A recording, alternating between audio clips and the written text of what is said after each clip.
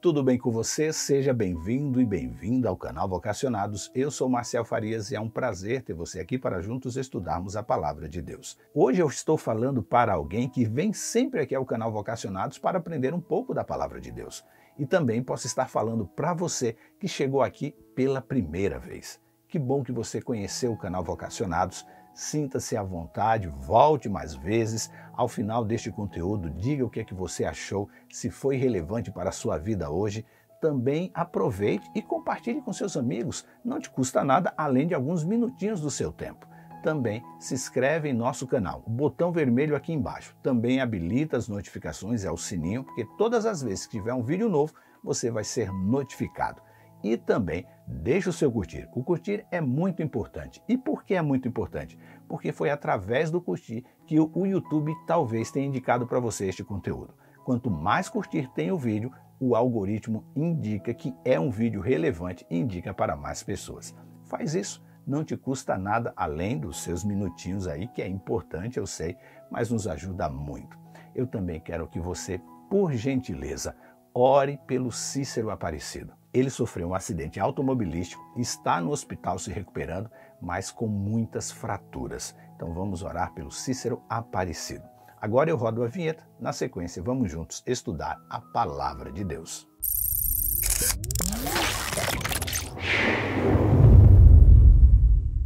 Diz a Bíblia: celebrai com júbilo a Deus todas as terras, cantai glória ao seu nome, dai glória ao seu louvor. Salmo 66, versículo 1 e 2. Ao longo de 40 anos, Moisés se viu diante de situações que eram humanamente impossíveis de se transpor desde que saiu com o povo do Egito. Nestes momentos, ele ouviu reclamações de quem ainda não vivia pela fé no Deus Eu Sou.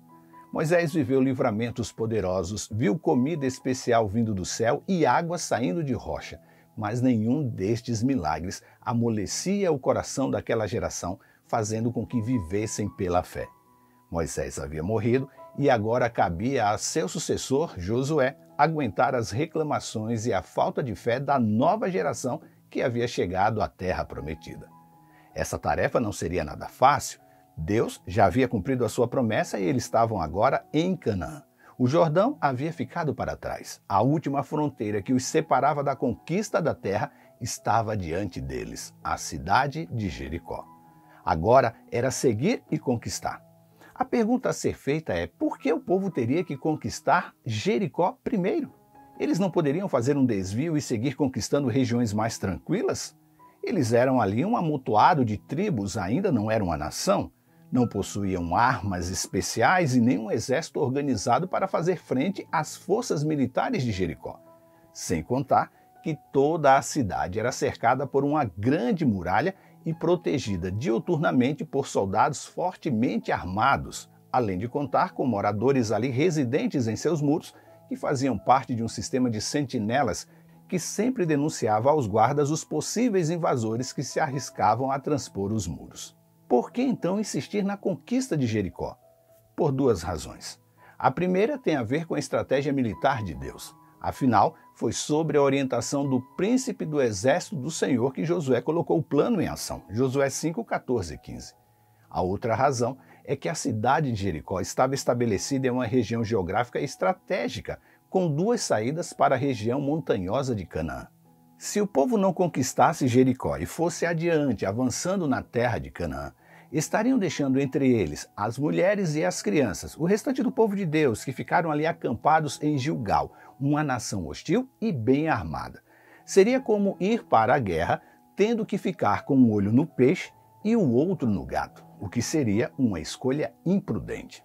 Se a travessia do Jordão havia sido para Josué a confirmação de que Deus era com ele, a conquista de Jericó mostraria para o povo e para as nações vizinhas que o grande Deus Eu Sou, o mesmo que libertou o povo do Egito, seguia presente entre eles, tendo agora, depois da morte de Moisés, um novo porta-voz, o jovem representante da tribo de Efraim e filho de Num, Josué. Se Josué pensou que a conquista da cidade se daria por meio de batalha homem a homem, a estratégia de Deus ia em sentido contrário. A história é bem conhecida e por 6 dias os guerreiros do povo de Deus rodearam os muros de Jericó, mantendo uma formação que protegia os sacerdotes e a arca do Senhor. Durante 6 dias, essa foi a procissão que os moradores de Jericó observaram do alto da muralha. Homens de guerra em absoluto silêncio, protegendo sacerdotes que tocavam incansavelmente trombetas. Josué 6, 9 a 15. Militarmente, essa procissão não fazia nenhum sentido. Porém, o plano de Deus corria dentro do planejado. E por que tocar trombetas? A trombeta, no contexto do povo de Deus, era tocada antes das batalhas para demonstrar que eles confiavam na intervenção de Deus para guerrear por eles. A Bíblia diz que, quando na sua terra vocês saírem a lutar contra os inimigos que os oprimem, também tocarão as trombetas na forma de alarme e diante do Senhor, o Deus de vocês, e haverá lembrança de vocês, e vocês serão salvos dos seus inimigos. Número 10, versículo 9. Deus estava fazendo o povo lembrar desta promessa que Moisés havia ensinado. Outro ponto do ataque a Jericó, que é de fundamental importância eu e você entendermos, é o fato da Arca da Aliança estar no meio da procissão.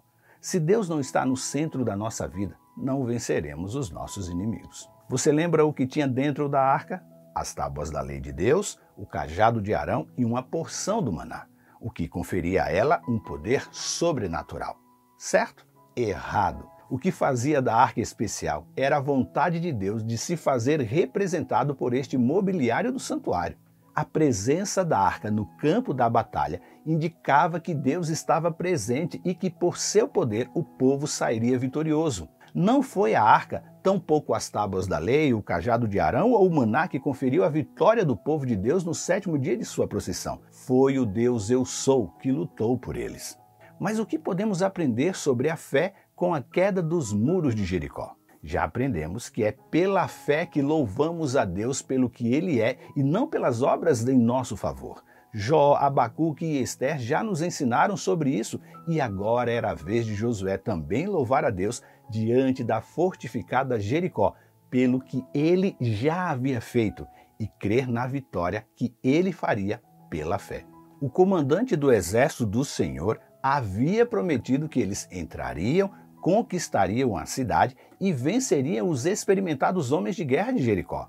A fé possibilitou que aqueles homens fossem vitoriosos ao final, pois fizeram exatamente o que Deus pediu, mesmo que isso contrariasse a razão. Quando Luísa e Roberto casaram, eles não se consideravam cristãos genuínos, pois quando bebês, eles foram batizados por aspersão, e no decorrer da vida, o mais perto que eles haviam chegado de uma celebração religiosa era quando eram convidados para um casamento.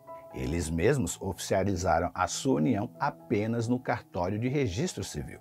O começo do casamento não foi fácil e houve muitos desentendimentos entre eles. Em meio aos problemas, Luísa ficou grávida, mas com poucos meses sofreu um aborto espontâneo que abalou muito o casal.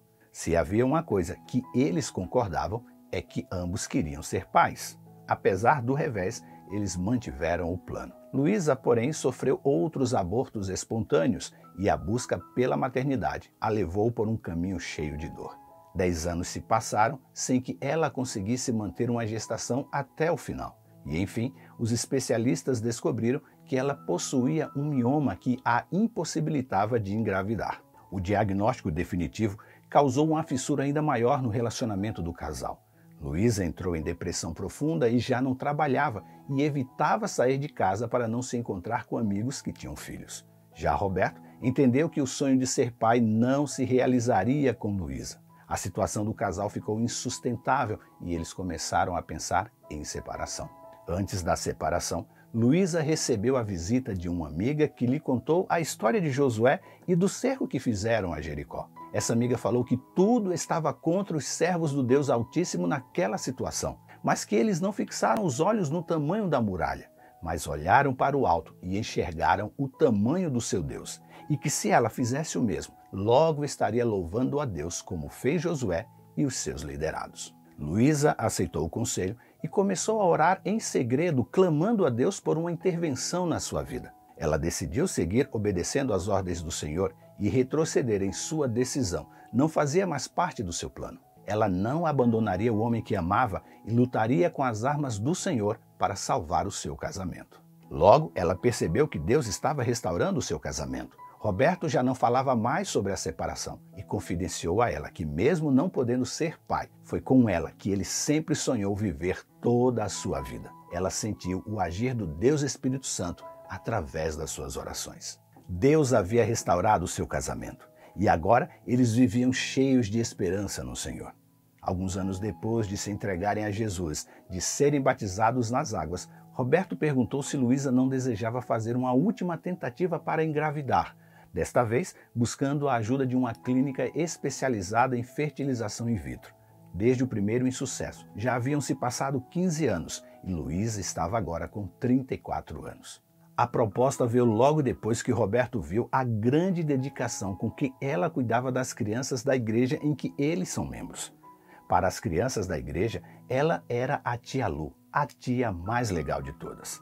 Roberto viu que ela seria uma excelente mãe, se essa fosse a estratégia de Deus. E eles fizeram a fertilização in vitro, e o resultado foi o mesmo das últimas tentativas. Só que desta vez, Luísa olhou para o seu amado esposo e repetiu as palavras de Paulo em 1 Tessalonicenses. Ela disse: "Deem graças em todas as circunstâncias, pois esta é a vontade de Deus para vocês em Cristo Jesus." 1 Tessalonicenses 5,18. E depois recitou todo o Salmo 100. Celebrem com júbilo ao Senhor todas as terras. Sirvam ao Senhor com alegria e apresentem-se diante dele com cântico. Saibam que o Senhor é Deus, foi Ele que nos fez e dele somos. Somos o seu povo e rebanho do seu pastoreio. Entre por suas portas com ações de graça e nos seus átrios com hinos de louvor. Rendam-lhe graças e bendigam-lhe o seu santo nome.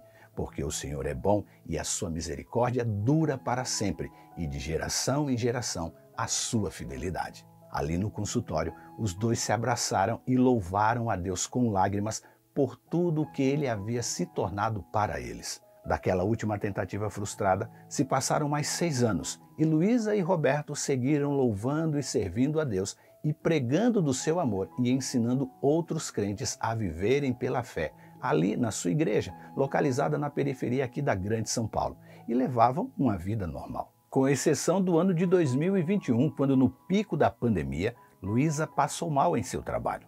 Hoje, ela é professora no ensino fundamental em uma das escolas da Prefeitura de São Paulo e foi levada às pressas para um hospital para descobrir que não havia sido contaminada pelo vírus da Covid-19, mas que teria que ficar em repouso rigoroso, pois uma gravidez aos 41 anos é cheia de riscos. Hoje, prestes a completar 42 anos, ela segura em seus braços o pequeno Miguel, o presente que Deus lhe deu e por quem ela louva todos os dias.